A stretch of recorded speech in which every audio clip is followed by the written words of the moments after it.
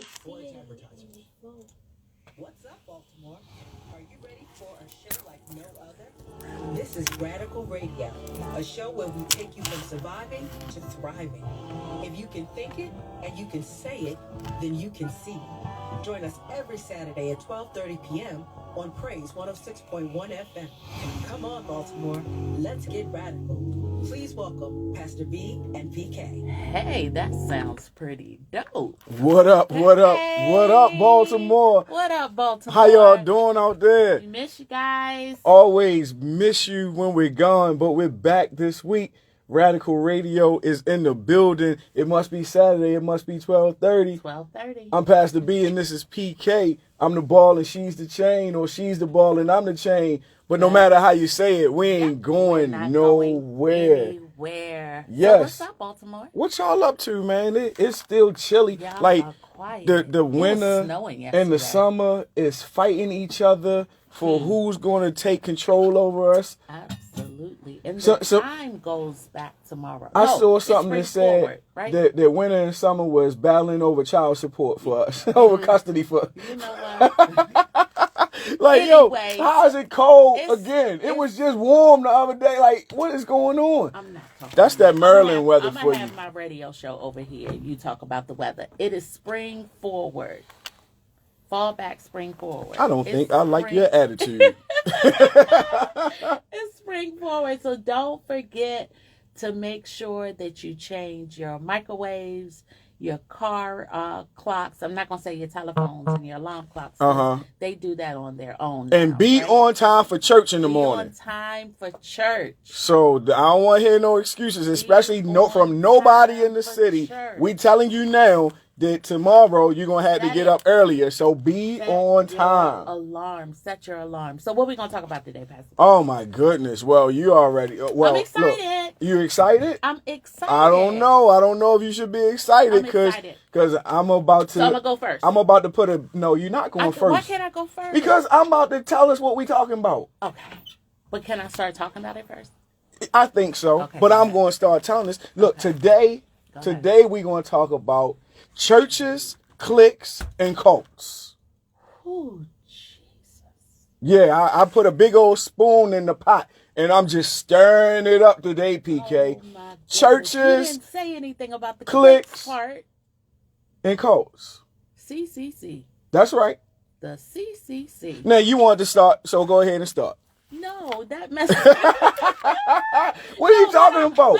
But I'll start. I'll start. Yeah. So what you going? What area you gonna start? Are you gonna start at churches, cliques, or cults? Which one you gonna start with? I always people say I minister like Jesus. Oh, okay. I always give a story, a parable. A parable, right? But I think that a lot of our people come to us and love us so much because of our level of transparency, right? Yeah. And so I got a couple texts regarding our last show last week because I hinted. Well, I didn't hint.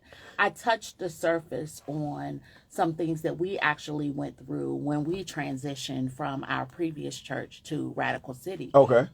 And people kind of admired, our strength in the process, but they also were front row seat holders to what we experienced when we left. Correct. And so, I just wanted to touch on that. So I'll give you a little bit about our story. And if you were to ever want to sit through 3 hours of our ordination service, it's you can get on YouTube. That's right. And you will Radical hear City Family. Our pastor actually talk about it, right? And but for those of you that don't know us, Pastor Michael Phillips is our pastor. And what up, Pops? He used to pastor a church called Kingdom Life Church, which was located in Baltimore City off of Hilton Street. Mm-hmm. And so to make a long story short, we're in the middle of this pandemic. He gets the word from Bishop T.D. Jakes that he is going to be coming out there, asked for him to come out there work with him at the Potter's House. And so that is where our pastor is right now. And in the midst of him planning to go there and looking for someone to take over his current church, he kind of like called us up. We had this secret meeting. It was like we were undercover, right? And he was like, listen, I have decided I wanted you all to go out. I want you all to start the church. I want you all to build the church. And I want you to do it underground. Underground. You can't tell a soul what you're doing. And so can you imagine, as churches are shutting down, we are building one. We're building a church. In secret. In secret. He said that we could not advertise on social media. Mm-hmm. We could not tell a soul what we were doing, and that everybody would have to come word of mouth. That's right. So as we are building this church, not only is he ministering to us and giving us some direction on what to do, God himself is also stripping us from everything that we thought we knew about church, about people, about relationships, about religion. Yes. I mean, everything. And God shut us down. Not only did he shut us down, he sat us down and he stripped us. Mm-hmm. So we're building a church, really lonely, right? So lonely. So lonely.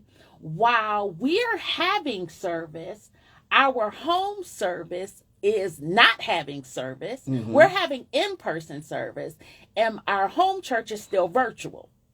So we're actually having church every week with, I don't want to say hundreds of people, because it wasn't. It was about like 30, 40, sometimes up to 60 people every single week in church, while our home church is virtual Sundays. Right. Then another rule that he gave us is, because technically we weren't a church. Right. We could not be called a church. So we're naming it like Saturday Night Live. Right. I'm telling you all this to build you all up. So we got half the hour and all the power, so you better speed the story up. I'm going to try to hurry up, right? Because people are getting wind that we are having church. Even though we ain't calling it church. Even though we're not calling it church. We're treating it like it's an event. Right. Mm-hmm. And so he is now finding out that we're having church. But he is acting like he does not know. He is acting like, and again, he says all of this during his sermon, during our ordination. One, he wanted to see if we would build under pressure. Mm-hmm. He wanted to see that if we would have the integrity to do what he asked us to do and not say anything. Mm-hmm. And he also wanted to see the people that we were called to, if they were going to follow us. Yeah. Let me tell you, it was like our head was served on a platter. There were so many people that talked about us that we thought we were friends. There were so many people that turned their back on us.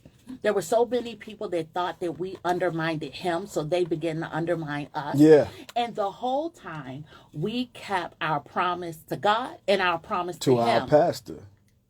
We kept our promise to him. Yeah. And people were asking us, and we stayed the course. We even told our church not to post anything on social media. Right. Don't go live. Don't. They couldn't do nothing. Right. We was all in a position where we was like, you know what? We can't say nothing. We are going to follow the mandate that has been put on us, because we believe that obedience is better than sacrifice. Absolutely. And we believe that you being able to submit to leadership is one of the most important things that you can do when it comes to being under somebody and you building a church. Absolutely. And then, you really got the chance to see who actually wanted to be in the city. Yeah. And the more people wanted to be in the city, the more people from our old church began to talk so bad about the people that visited that they didn't come back to visit. It was like, don't you go over there with them. Don't you go over there with Buster and Keisha. Don't you? The pastor don't know what they doing. Uh-huh. And it was so ironic. Yeah. That these people couldn't look us in the face. It was so bad that even at our ordination service, people showed up to our ordination service just to see our pastor, but ducked out the back door so they wouldn't look us in the face. Absolutely. And so now you have almost like a war of what was and what is. And this is what we call the church. Yeah. This is what we call the church, right? So PK tell you all that story to tell you about the foundation of how we built our church, right? Yeah. And what we had to go through in order to build the thing. And I caution you, for those of you who are trying to get into ministry, or for those of you who are getting ready to be pastors, or whatever the case may be, that when you get sent out, because we were sent, right? Yeah. Some people are just people who went. But we were sent. And so when you get sent out into some territory that may or may not be conducive to your lifestyle. Like Jesus was getting ready to start ministering, and the Holy Spirit led him into the wilderness. Absolutely. Right? And so he knew what was going to be waiting for him there. This was our wilderness experience. It was like, oh, we getting ready to go out into the wilderness. And so we had to deal with the bad weather. We had to deal with the nasty terrain. We had to deal with the animals. Were you prepared? That was out there. Oh, of course not. Okay. No. Look. As good as my pastor is, he ain't tell me that it was going to be like this. And the only thing he kept saying, like, so if you all know Pastor Michael Phillips, then you all know this statement is true. He said, "Don't worry about them people." That's right. Don't worry about That's them. right. Don't worry about them. It was kind of like my daddy. My daddy ain't tell me what marriage was going to be like. Come on, watch your mouth. And so I like, hey, look, you could have gave me a heads up, dude. Yeah. Like, you could have told me. And my pops would always say, hey, look, man, if I'd have told you, you probably wouldn't be married right now. You know, because it's so much involved in that, right? And so when you talk about that, that leads me to cliques. Yeah. Because now we got church, but in the middle of church we got these cliques. Right? We got half the hour all the power. You can reach us at 443-380-2803 if you want to jump in on this conversation. Churches, cliques, and cults. And in the middle you got these cliques that are forming in the middle of your ecclesia. You got these cliques that are forming in the middle of a space where we supposed to be all together. Right? We come here as one, but we don't stay as one. Absolutely. We like to get in the middle of people who we think look like us and act like us and sound like us. I was thinking, PK, that in church, what we do is we love to build based off of people's characteristics instead of their character. Absolutely. Oh my goodness. Absolutely. That don't make no sense to me. We like to build off of people's characteristics instead of their character. So what they like, what they like to do, what they like to say, how they like to spend their time. But what about their character? We got some cheating folks in the church. Yeah. We got some lying folks in the church. Absolutely. We got some stealing folks in the church. Absolutely. But because they look like your type of person, you are now putting yourself in a collusion, so to speak. Because they match your social class. With somebody who got a bad disposition. Absolutely. And I remember being somewhere. And I was actually at a women's event. Oh, yeah. I might get in trouble for this, but whatever. I was at a women's event, and I came in with a group of friends. Church, okay. I'm gonna say church friends. Okay. Because I found out now that they weren't my friends. Okay. Right? But they was church friends. But they were church friends. Right? I told y'all about that a couple weeks ago. Right, you did. So I arrived with a group of church friends. Now, when I say I arrived, like, we all drove separate, but we all kind of got there around the same time. Y'all know how y'all be doing. And so as they be in the bathroom taking selfies and stuff, and then we gonna go ahead. Come on, make half our entrance. the hour, all the power. I gotta hurry up and tell the story. I'm talking to my people over here. You talk to your people over there. Remember, that's what you said at the beginning. Go ahead, PK. So I remember towards the end of the event, I am now kind of working the room. Okay. I see some people that I absolutely love, and I wanted to go speak to those people. Yeah. Don't put me in a box. I don't like to be in a box. And so I'm walking around and speaking to people. And one of the women actually said to me, "I didn't think you were going to come over here because you with your little friends." Oh. Oh, that thing messed with me. Oh, you was in a clique. that thing messed with me. So, Baltimore PK was being cliquish. No, PK wasn't. So that thing messed with me. It messed with me so much to the point where I had to evaluate the people that I was walking in with. Right. And I had asked a couple people, do I feel, do you feel like I'm that? And I asked her that. I was like, do you feel like that? She was like, no, but I know how your friend is, and I know how territorial they are. Yeah. And I remember calling you on the way home, and I'm like, yeah, I remember. I was hot because the same thing happened with me going to a church one day. And I remember walking in, and I remember the usher trying to sit me in a certain space. Area. You remember that too? With a particular group of people. And I'm like, whoa, no, the only person that Takesha Marie Tyson is linked with is Buster Tyson and my children. Do not group me with anybody. And I think that the church is so messed up regarding seat assignments and who's supposed to stand where and who's supposed to do this. And you get to the point where you realize that who you used to sitting next to hasn't arrived at church yet. So now you putting stuff in the seat so you can hold the seat for them. You're right. And so we get caught up in that religion mindset and lose the fact that we're there only to have a relationship with Christ. Yeah, and we're losing people in the midst of it. Absolutely. You know what I'm saying? Like we are losing people in the middle of us forming these cliques. Of us gathering around the folks that we want to be around because they make us feel good. Because if we got coming with a bad day, they gonna nurture our bad day. Validate. You know what I'm saying? Yeah. They like who we mad at? Yeah, you know what I'm saying? These are the people in the places or the groups that we form in the middle of church. In the middle of church. When people are supposed to be coming to hear the word, when people are supposed to be getting in the Father's face, when people are supposed to be getting built up.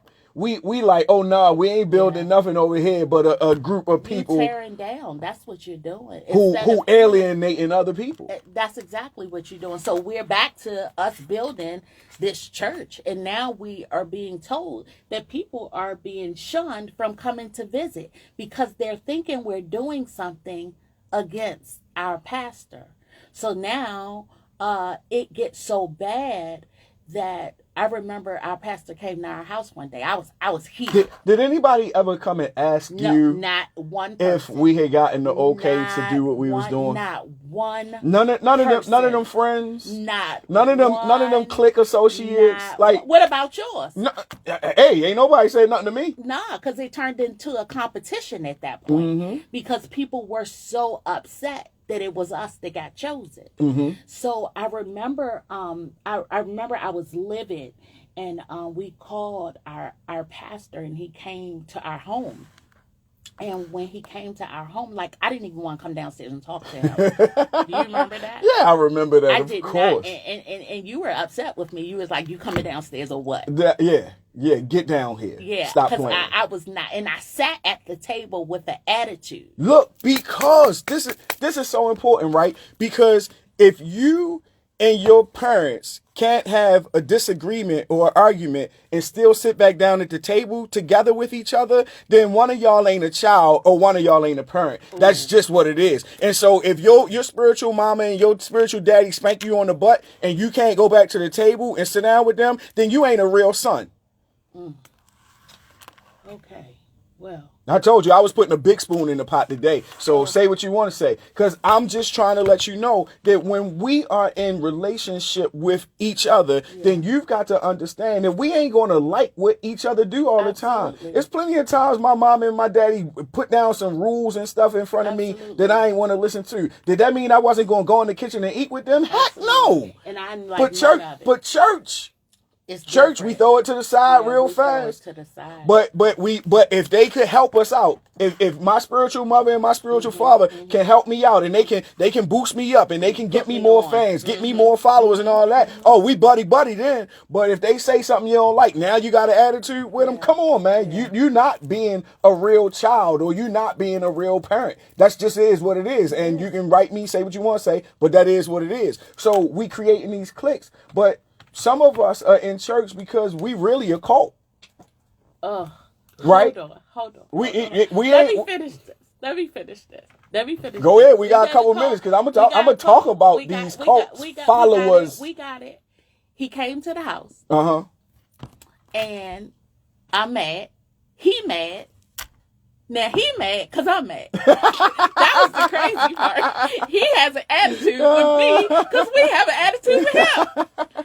And one of the things that I will say, and I've never heard him say it, not saying that he had never done it or that he wasn't capable of doing it, but I remember him apologizing to us, and I remember him doing it humbly. And he said, "I'm sorry, I could have handled this differently." And the next day, he wrote a letter. He wrote a letter to the leaders, and now, I'm be honest, I wasn't necessarily all that enthused about the letter because I thought he could have gave them a little bit more. But he wrote a letter, and he wrote a letter to the leaders, and he said, "Listen, I bless them. Don't speak ill will of them. This is what I'm doing over here on the side." It absolutely had nothing to do with the church that he was leaving. Right. And I think that he did it. It took integrity. He did it. I was happy that he did it in the long run, and that was it. But that didn't stop the cultish behavior because it went then from a clique to a cult. That's right. And so when you talk about there being cults in the middle of the church, then you gotta take a look at what the people are there for. Better yet, who the people are there for. Yeah. So when you get to a space when you go into church and you can't get a word from nobody but your senior pastor, then you might want to evaluate because you might be in the middle of a cult.